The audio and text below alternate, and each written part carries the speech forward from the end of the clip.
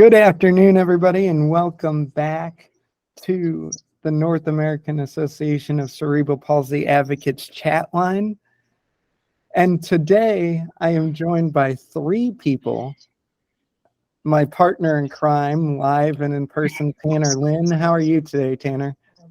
I'm doing great. You're doing good. Doing good. It's great to be back in person with you and actually getting to record after 4 hours of trying to figure out how the audio would work. But we're here now. We figured it out, so we're ready to record. We're joined also by our board member, Brittany Smith. How are you today, Britt? I'm good. Glad to have you back with us. I'm so glad that you get to hang out with us and get to be a part of this. And then our favorite guest we've ever had on the show, author, advocate, jack of all trades, Tylia Flores. Thank you. Welcome back to the chat line. How are you today? I'm doing great. It's not a problem. All right. We are so happy to be here. And we're going to talk a little disability history. So we know we have a lot of fun on this show, and we talk about a lot of different topics about our personal life and our personal journey with cerebral palsy and how cerebral palsy lives with us. But where did this independent living movement really begin is the question. And it starts in a couple of different places. We want to kind of go through the important people and the places in disability history. Our story actually about a quiet college town in Northern California starts in the most unlikely of places, which is a log cabin in the backwoods of Alberta, Canada in 1911 with a man named Jacobus Tenbrook. And you're going to ask me, Caleb, why are we talking about Canada when we're talking about the history of the organized disability movement in the United States? Well, Jacobus Tenbrook was born able-bodied, but at the age of 7 in 1918, he became legally blind, and his mom made the decision to move him to Berkeley, California, so that he could enroll in the California State Institution for the Blind, now known as the California State School for the Blind. And Jacobus went through the State School of the Blind, and he graduated and eventually went to the University of California at Berkeley. And Cal Berkeley is going to be an important piece of this story. He finished his pre-med degree from Cal Berkeley, as well as getting a degree in political science in 1930. He eventually went on to Chicago, where he worked as a pediatric orthopedic surgeon before returning to Northern California and going to San Francisco, where he began to start the organized blind movement, which this will be a 4 or 5 part series, and we'll talk a little bit more about the organized blind movement as we go along.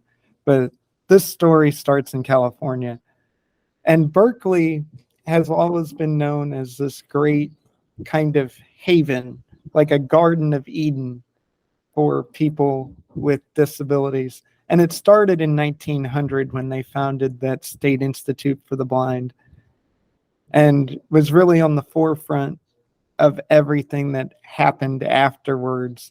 And that starts with a young man born in Northern California in 1939 named Ed Roberts. Ed Roberts contracted polio at 14 years old, and he actually went to school via teleconference. So he would call in on the phone every day and do his schoolwork. Who would want to actually do that? By a show of hands, or you can speak up, who would want to go to school over the phone? I know it's not necessarily a foreign concept anymore because everybody's on Zoom and Google and whatever, but it was the 1950s. Well, I did it when I had to leave public school to go to homeschool. I did it every day. So I would definitely do it. He was ahead of his time. He was definitely ahead of his time. And what was your experience like that, Tylia? With Well, my experience from homeschool to my experience with public school was horrendous. By the time I was in high school, I was bullied by two teachers, and they wanted to put me on a special diploma, and I finally had enough. And my parents decided to put me in Florida virtual school, totally different world. You have to be well disciplined, and you have to have like the strength to want to do your work, and you just see the teacher through a computer, which I thought was weird. And if you weren't paying attention, she would take control of your computer. interesting. And that's kind of what Ed Roberts' experience was. And by 1958, when he was a senior in high school, the school let him come to school in person. He did finish all of his requirements except two, which were physical education and driver's education, which the state of California told him did not earn him his diploma. So in 1960, his mom petitioned the State Board of Education for his diploma. They ended up winning, and he went to a community college for 2 years until 1962. This is when he applied at the University of California at Berkeley, same place that Dr. Timbrook got his degrees. And at the time that he applied, the school had no idea that he was disabled. And because he had polio, he had to be wheelchair bound, and he also had an iron lung. And the school said they couldn't accommodate the iron lung. So again, he had to petition the state school board for admission. And in 1962, he was granted access to Cal Berkeley, but we had to live in a group home with a group of 5 other disabled students at Berkeley. But while at Berkeley, does anybody know what he did while he was at Berkeley? Just quiz time. I'm going into teacher mode here. Does anybody know what he did? I believe he started the movement, and he was Correct. he was part of the gang with Jim LeBrecq and Judy Heumann. Exactly. 2 people that we're going to talk about. Yeah. So in 1961,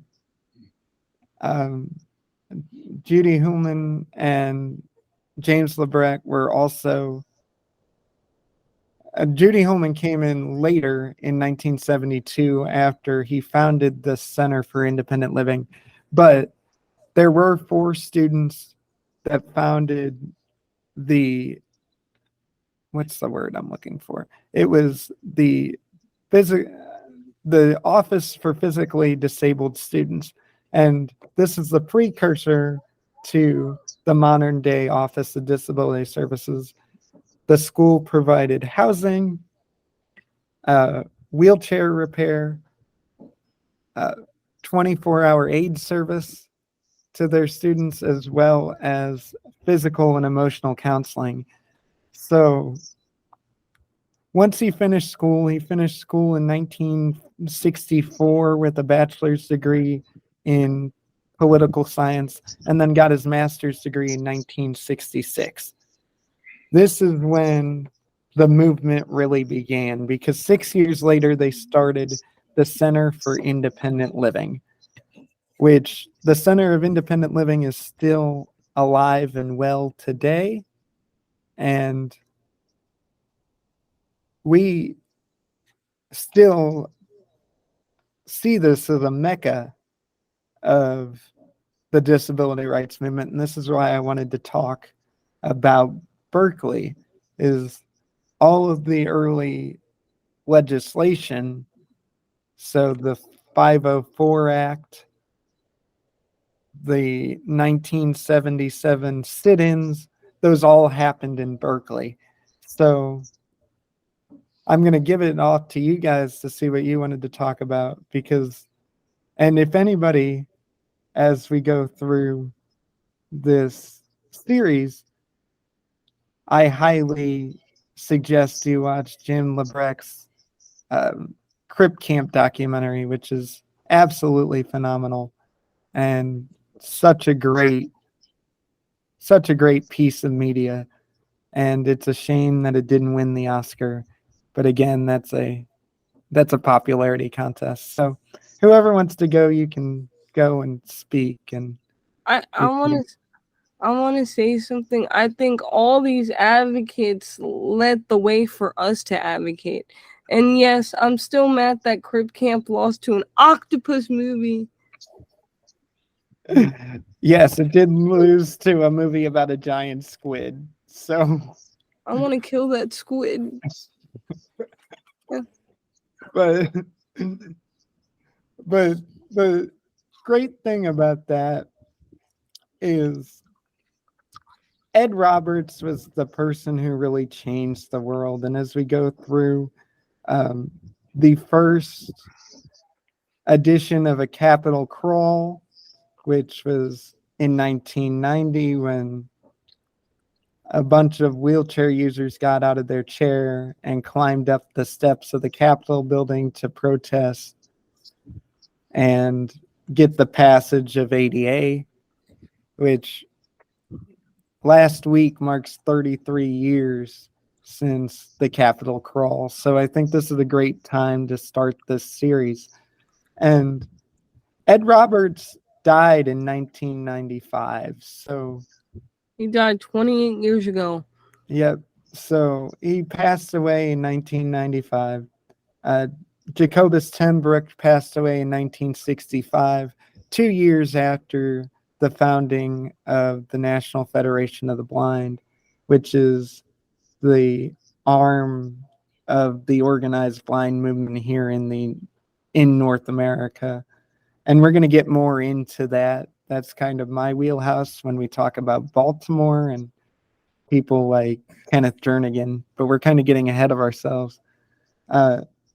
So Ed Roberts did all this great work and really didn't get to enjoy the fruits of his labor. And so Judy Holman, who just passed away in March of 2023, she was the one that pushed forward and kind of carried the torch through making sure that ADA did everything that it could. So we are just so grateful to these people, and Ed Roberts has some great quotes on, independence and independent living. Know who we should get to interview? His mother, Zona. She's still alive. She's still living? Yes. That would be a great contact. That would be interesting, honestly. And so we're going to pull up some quotes from Ed Roberts and do a little in their own words here. So Ed Roberts' big piece is something we talk about in the disability sociology world, which is independent living is much more a sociological and psychological idea more than a physical concept. He says, I'm paralyzed from the neck down, but I am completely in control of my own life. And we talk about that on this show all the time, right, Tanner? We talk about taking control of your own life and making your own destiny. And Yeah. Ed Roberts was that person. He was the first one to really go ahead and do that. He served in the Minnesota State Senate for about 3 years, from 66 to 69, when he lived in Bloomington, Minnesota. And we can talk about that more when we talk about Minneapolis, Tanner, because I know that's the episode you're excited to talk about. Yeah. So, but Ed Roberts continues here. I make my own decisions about what I want. And when you begin to believe that, it's very empowering and powerful. And he cites Jacobus Tenbrook about being his big inspiration in what he does and who he is as a person. And Jacobus Tenbrook always said that blindness was a hurdle, but it was a hurdle you could clear and you can live the life you want. So we really take that into consideration as well. And you guys can chew on those words and kind of what he says there. What are your thoughts on that?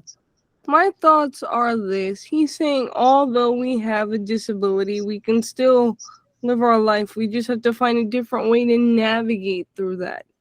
He's not necessarily internalizing ableism. He's just telling people that there's more beyond what you see based on the medical diagnosis.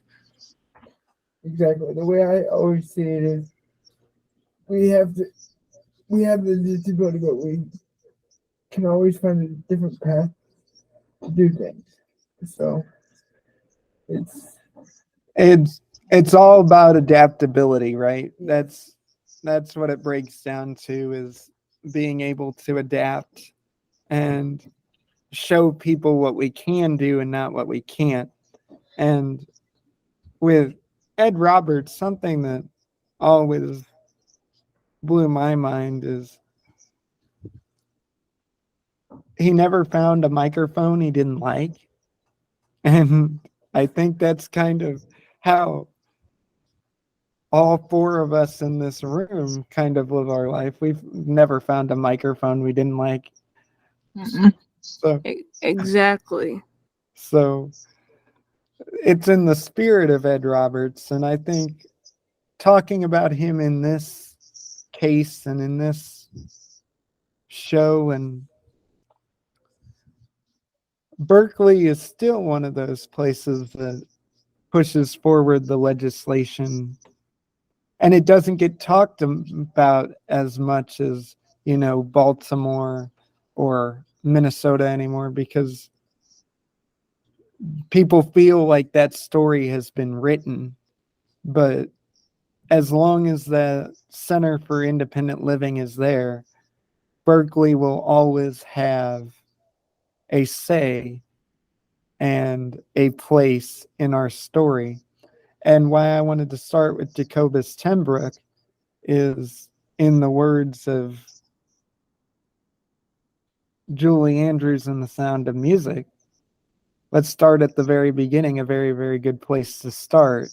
And it's crazy that when we're really looking at it, and you look at the history of the state school for the blind, that was 1900. That was 123 years ago. So we think of disability history and disability acceptance as like this new thing, like this 21st century problem, this 21st century idea. But it really isn't. It really, Sorry about truly, that, guys. My internet no, went out. you're good. It really is it's really always been a problem, and, well, not a problem, but it's always been in our lives, forefronts of our lives, and the fact that in 123 years we have made progress, but again, it's taking 2 steps forward and 2 steps back. Last week, Exactly. last week we talked a little bit about celebrating the small victories and understanding the large defeats, and that our lives are a series of small victories and large defeats. Uh, oh, I got disconnected there for a second, so I'll just have to edit that out. But yeah, that's how we see it: is small victories, large defeat, and let's make sure that this is right. Okay, I had to get to this. Perfect. But we really have to fight over that, right? So, and we'll get through it. We'll all get through it. But I really Hmm. that Ed Roberts he was the guy He, for the longest time. he was the guy who got us all to kind of in this place where we are today. We wouldn't have the things we have without him starting where, where he did. So And I think that's a good place to go and thank our sponsors, right? yes, our great sponsor that draft bottle. This show is powered by Giraffe Bottle. Giraffe Bottle is a great friend of the show, and back to school is right around the corner. So stay hydrated, go back to school with Giraffe Bottle hands-free hydration systems. The Giraffe Bottle Tower Bundle starts at $57 at giraffebottle.com. That is giraffe, like the animalbottle.com. The bundle includes the 24-ounce Giraffe Bottle, the 15-inch neck straw, and that stainless steel mount. The Giraffe Bottle assistive hydration technology is flexible and easy to use for people of all abilities. Giraffe Bottle is a great solution for wheelchairs, desks, walkers, and more. Go back to school without the fear of dehydration with Giraffe Bottle. If you order by September 1st, get free shipping on all orders over $75 at giraffebottle.com. Once again, that is giraffe, like the animal, bottle.com. Thank you for Giraffe Bottle for sponsoring the show. And does anybody else have any thoughts on Ed Roberts and everything that we talked about so far? I I go ahead, Brittany. I think it's just interesting. Just I mean, I've loved history since I was like a kid, but like just to see like the movement of where things actually come from, like the ADA and how things have progressed from now to then. It's just to me, it's just interesting. And I can't wait till we get into next week about talking about Judy Holman's life and her work in DC. And we'll get to the sit-ins and the Capitol crawl and 504. But Ed Roberts was really the basis, really the one that got it all started. So thank you guys for joining us. And Tanner, you have some business to do, don't you? yes, if you are listening to this podcast on Apple Podcasts or Spotify, please leave us a review, as this helps get our podcast to where other people can see it and hear it and get the word out about CPN disabilities in general. So. And Tylia, do you have anything to plug this week? Well, I just want to plug that my books are available on Amazon. All you have to do is search for my name, Tylia L. Flores, and you can follow me on my website at www.tyliaflores.com, and you can listen to my podcast on Asheville FM or on Anchor or on Apple Podcast, and it is called The Stomping on Cerebral Palsy Radio Show with DJ Ty. And we just got renewed for another year. So That's exciting. That's awesome. So thank you guys again. There's a back catalog on Spotify, and if you want me to edit this too, Tylia, we can definitely get this up on your RSS feed as well. oh sure, I would love to share it too. So then that way your listeners get it as well. But thank you again for joining us, wherever you're joining us, however you're joining us. Thank you for making us part of your week, and we will see you in the next episode.